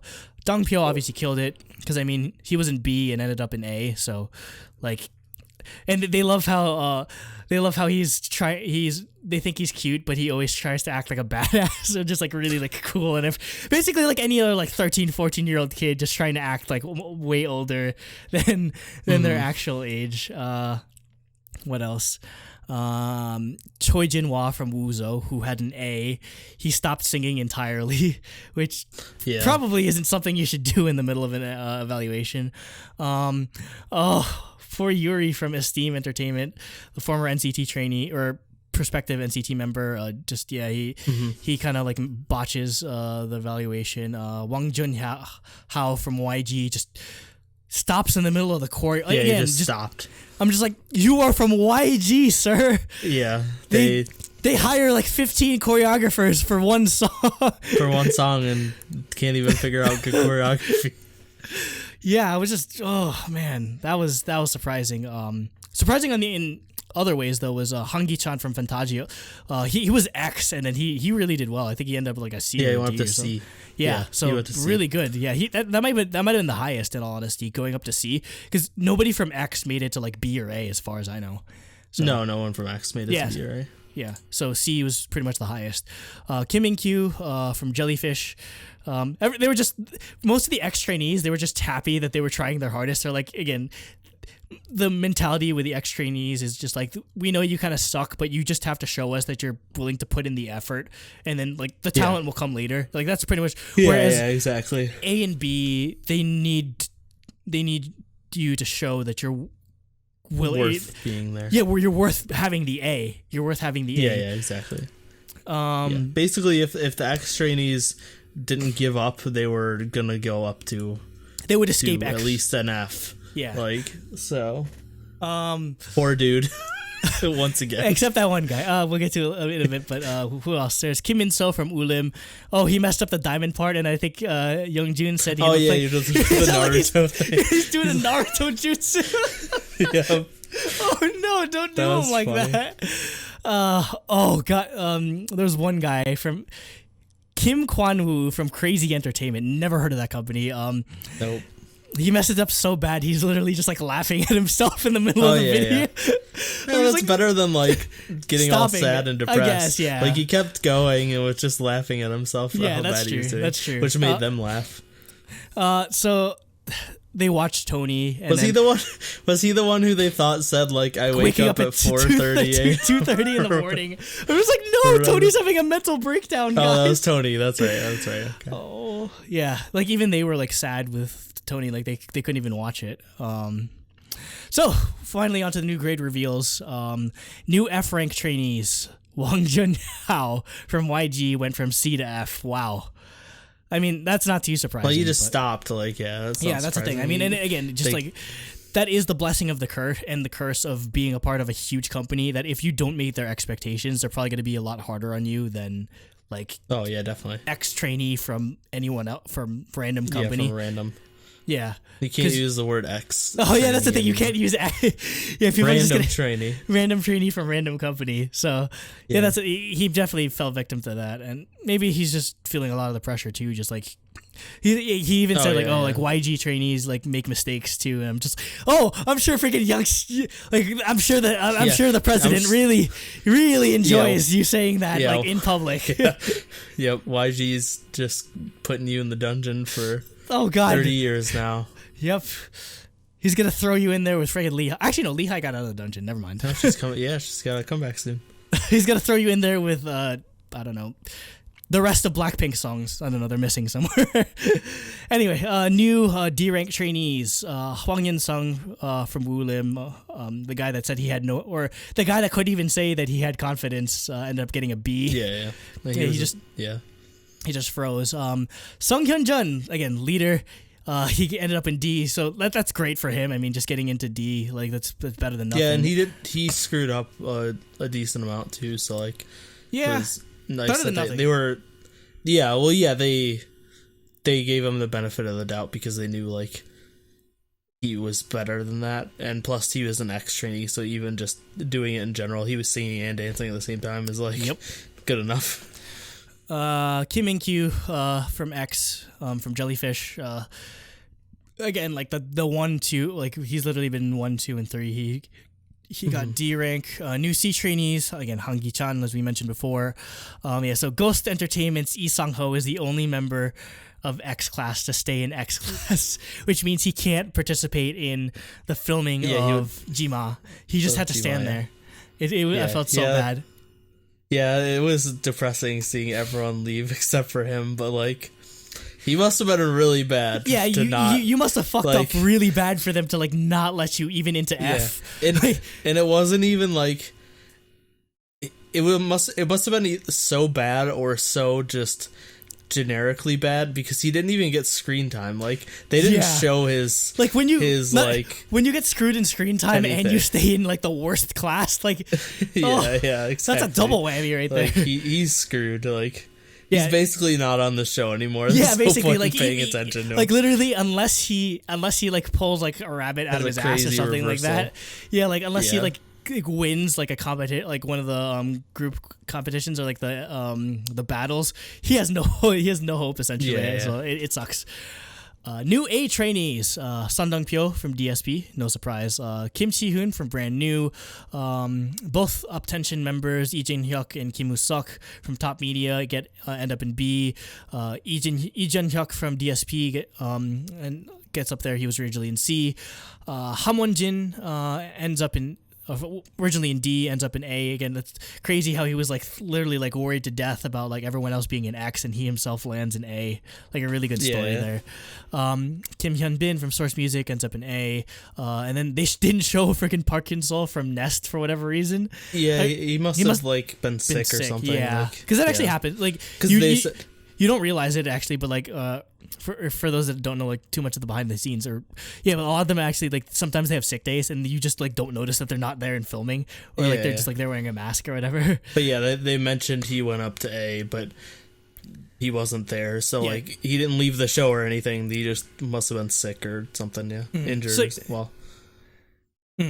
So 9 trainees moved into A, which means of the original 16, 10 are going to move down. And they did the worst thing and announced it out loud in front of everyone else that they were moving down. I was just like, really? Do you have to add insult to injury even worse than that? So, people that got moved down were Eun Song from Brand New. He got moved down to C. Poor Tony got moved. He's the second person to ever get moved from A to F, I believe. Yep. Oh. Yeah. Another was Yuri, who should not have been an F. Hey, I mean, she ended up in the final group, so hey, who knows? That is not a death sentence by any means, as has been proven. No, not at all. Kim Yo-han, our Healy boy, got C. Tony does not have the skills Yuri. Yeah, he does not have the voice. She just screwed up her audition or reevaluation, but she had the skills. So yeah, Kim Yo-han from We Entertainment ended up in C. Lee Ha-min, individual trainee, ended up in B. Both highlight guys from Around Us ended up in B. Woo Jae-won and Jung Jae-hyun. Brand New Entertainment's Yeon Jung-wan got B. Basically, most of them are getting moved to B. Nam Do-hyun from MBK got moved to D. Nam Donghyun. It's so confusing. Dohyun and Donghyun. Nam Taehyun's brother from the south, he got C. Choi Jin-hwa from Muzo Entertainment got D. So the only people to protect their grades were Choi Soo-won, Kang Hyun-soo from AAPY, Music Works, Kim Koo-kan and Song Yoo-bin, and Plan A, Choi Byung-chan and Han Sung-woo. Basically, Uptension and Victon. The actual idols are the only ones that got to protect their A grades. And I mean, no surprise there. Yeah. Like, they were outstanding. So, like, I don't think they even showed much of their actual, like videos, in all honesty. Like they did. Yeah. So I mean, you don't really need to see much else. So 15 A trainees left, which I believe was the same amount that we had last season. So yeah, I mean, that's not surprising. That I thought that there was a lot of A trainees getting moved out of A, but apparently it's the same amount of trainees that get moved out of A as Produce 48. It's just you don't really think of A trainees getting like this like destroyed this early. I don't know, but I mean, it seems to happen like more often than you think. It's pretty common. And I mean, it's like literally the first grade is literally just a first impression, and the second one is a bit more accurate in terms of like, okay, you have time to practice, and they're just it's a more reflective grade in most cases. I mean, not always, but it's weird because like the first grade is something you're able to practice for a long time. This is something you only have 3 days to practice. So like if you're a slower learner, you're kind of getting screwed on the second evaluation. I mean, but like, if you're a slow learner, you're kind of getting screwed on the entire show, because if you think about it, all of the battles you only get like a week. Exactly. You only get so many days to learn it. So like they really value like fast learning. So they finally get to filming Jima.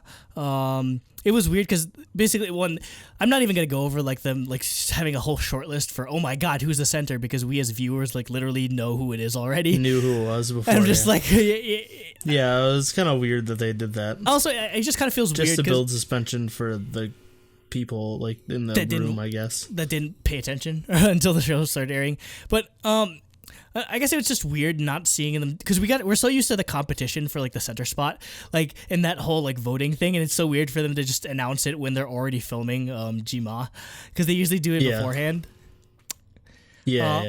So we see all of that. Like the only like storyline for this is, oh my god, Dongpyo isn't getting his arm high enough for the choreography, and they're kind of yelling at him. He's like, oh, you're the center, you have to do well.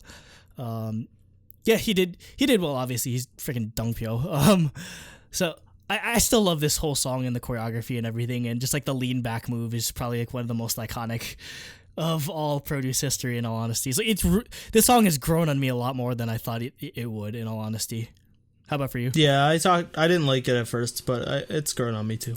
Yeah, I still think it's probably my least favorite, but it's good. I think I like it better than Nayana, in all honesty.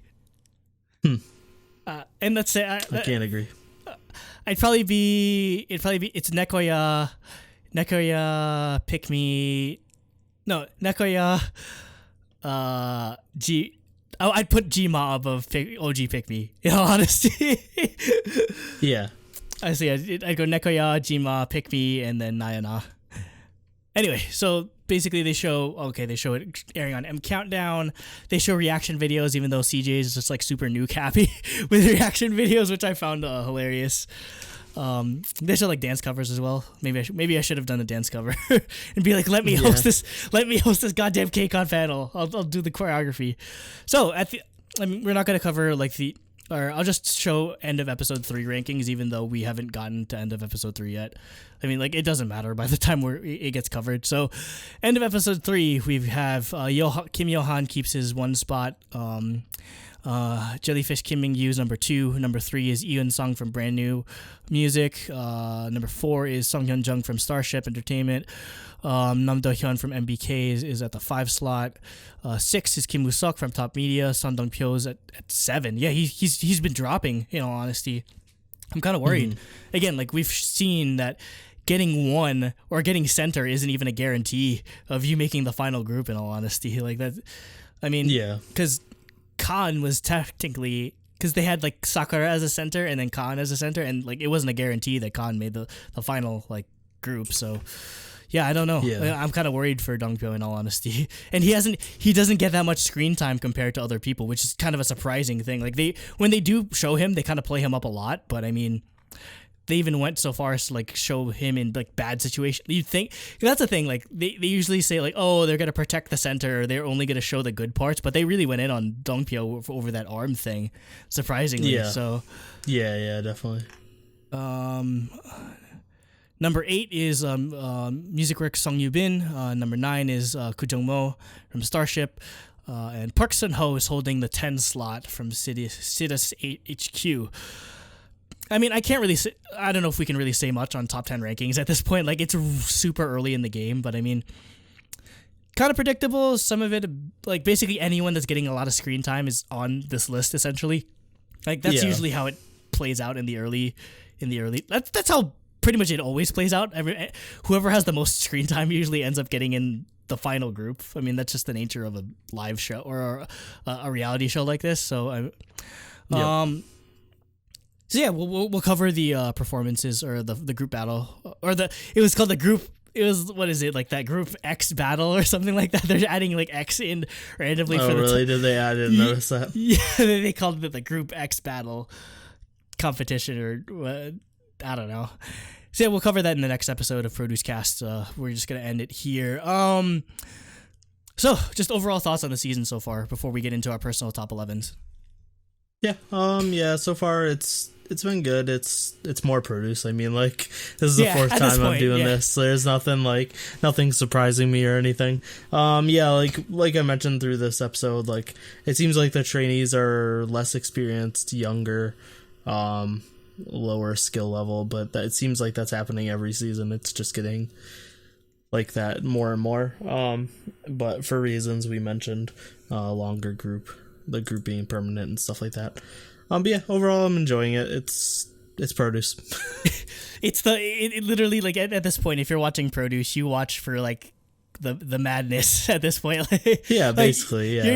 I'm pretty used to it. Same thing. Like, I'm enjoying it a lot more than I thought I would, because I feel like Produce 48 is just gonna hold a special place in my heart. Like, it literally turned me into an AKB fan, but so I don't think anything's gonna top it. But I mean, this is surprisingly good. Again, it's all been downhill from me. It's all been downhill from IOI onwards. Yep. But okay, so I want to hear your top 11. I kind of see, I kind of heard a bit of it. Yeah, you know some of it. But so yeah, my top 11. A few of them were crowdsourced from Discord because I didn't really care about 11 full trainees. I cared about probably about 9.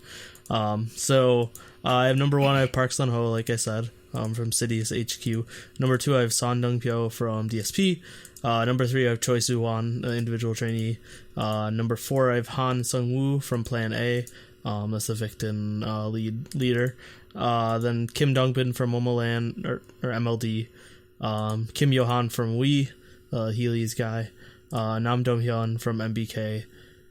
Song Yoo-vin from Music Works. For him, I liked how in the he showed actual improvement, because in the training, he was having a bad hard time, but he was able to keep his A. So he really worked to make that reevaluation pay off. Then Choi Byung-chan from Plan A, because both the Victim people impressed me. Kim Si-hun from Brand New, and Yuri from Esteem was my dark horse 11th pick, because I just mostly from the initial evaluation, pretty much all of these almost all of these I feel like are gonna change at some point or another. Definitely. Except for I'm sure I won't care about half of these people. Yeah, just because again, this is pre competition or pre actual stages. Rankings. Yeah, so exactly. It's definitely gonna change a bit. So mine, I can't do it where I want somebody to get 1, 2, 3 or dark horse. I just did in no particular order, because most of mine were just kind of thrown in there. I my number 1 through 3 are about right, but everything else. I mean, kinda yeah, just thrown like in there. I'd say my 1 through 3 are probably like pretty locked in terms of like who I absolutely want in the group. So like my one pick would be Choi Soo-won, even though I don't think he's been floundering in like the 40s and 50s, even though he has an A rank, and I'm just like, oh no, dude, the first cut's at like 60 something. You have to rise. Yeah, that's really worrisome. We Entertainment, Kim Yo-han, again, Healy's dude. Dong Pyo, if Dong Pyo doesn't get in, that's gonna be a huge shock. But I mean, worse things have happened. Well, no center has not made the group yet. So Yep. Unless you count Khan. Khan kind of counts, but yeah, Sakura was really Sakura the made it in. center. Obviously, she was like number 2, Yeah. or should have been number 1. But So I got 2 Starship boys in my group, Sung Hyung Jun and Ham Won Jin. I gotta keep them together. They're BFFs. They need to stick together. And also just like, again, Hyung Jun might have been X and then like stayed in D or only got to D, but you don't really get many people with leadership skills or people willing to take the leadership positions like that. So I value, and like the voters value that a lot as well. So, like they have a real like liking for when you're willing to like be a leader in this show. And again, Ham Won Jin just did a really good job. He was in D and then went to A, so really good. Again, I don't want to make my own Whistle sort of thing, but I mean, I do think at least some Starship people need to make it in. After that we have Music Works, Sung Yoo-bin, and then Kim Koo-kan again. Basically, like the rest of this is just like everyone else that's in, or the Up Tension, Victon. So Sung Yoo-bin, Kim Koo-kan, team. Choi Bang-chan, and Han Sung-woo. So Up Tension and Victon are all making it into my top 10, top 11 so far. I mean, I don't know how much that's gonna change, but I mean, I really like them so far, in all honesty. And I kind of regret not listening to the either group more. But I mean, that's the thing that's kind of, they're doing the newest thing where the Pledis play where they're hoping that Up Tension and Victon even just like if they don't make it. Yeah, even if they don't make it, they'll just blow the fuck up and just get wins potentially. Yeah, that's 100% what they're doing. MLD Kim Dongbin. Obviously, I need Dongbin is my boy. I need him. I need to see him finally get what he deserves. And my super dark horse again, probably a super dark horse, Tony from Hongyi Entertainment. Yeah, that's not happening. I mean, it's not happening. Maybe he was actually 21st when I checked. Oh, was he? Okay. He's closing in on top 20, and maybe that was just because they liked him like before the breakdown, or maybe they felt bad for him. But basically, I think with Tony is that like everyone loves a redemption story. So if he can go from like literally having like the worst mental breakdown I've ever seen in Produce history to like he blows up on one of the performances, like that'd secure him for being in my top 11. Like I want to see Tony succeed. Also, it'd be cool to get a Canadian dude in the top 11 or in a Produce group. Again, I love. One thing I wanted more out of Eyes One was a bit more of like they have less international diversity than even Twice. Oh yeah. So I'd like to see like people that are like international trainees, because again, they come here to the States, they go like all these different places, but none of the trainees are really from like outside of Korea or in the case of like One, just like China or like Taiwan or whatever. So So, that'll do it for episode 11 of Produce X101. Or ProduceCast, rather, where we discussed episode 1 through 3 of Produce X101. So, let us know who your favorites are. Let us know what your opinions are on all of what we discussed. Do you like who who's getting pushed? Do you like who's in the top 11? Are you angry? I'm sure most of you are angry at this point. No one is ever happy with Produce. Like, no one is ever completely happy. It's always a compromise. So, pretty much. Yeah, definitely let us know what your thoughts are on the whole show in the comments below. Again, please refrain from spoilers as much as possible to keep me from being spoiled, because I'd like to like see everything as it happens. So that being said, so if you like more of this, please like the video. It definitely helps us out. Subscribe to our YouTube channel, youtube.com/trulydaebak. Come join our Discord. There's a link somewhere on our channel and in the description. There's a Produce X101 channel. You can chat in, say hi to everyone. You can argue over top 11s, but please don't. I don't want to have to like break up cat fights or anything. We do a lot of other cool stuff, like we rate music, we talk about different artists, we We cover other wide varieties of topics. There's a lot of cool people in there. So definitely come hang out in our Discord. That's the easiest way to reach us. I hang out in the Produce X101 Discords from time to time. So if you'd like to reach me, just you can at me. Like even if I'm not like active or whatever, just at me if you have any questions or if you have any if you want to know what my thoughts are on anything. Just general clothing thoughts are through. That's about it. So thank you for listening. Good night. Good luck to all the trainees. How do I end this? Because I don't know. You said some Japanese thing. I said oyasumi. How do you say good night in Korean? I mean, chaoja is like chaja. Sleep like well. See you later. Okay, so. I'll say that. That sounds like a good ending because I used to do, for those that weren't watching when we did Produce 48, since it had Japanese trainees, I said oyasumi nasai, which is good night.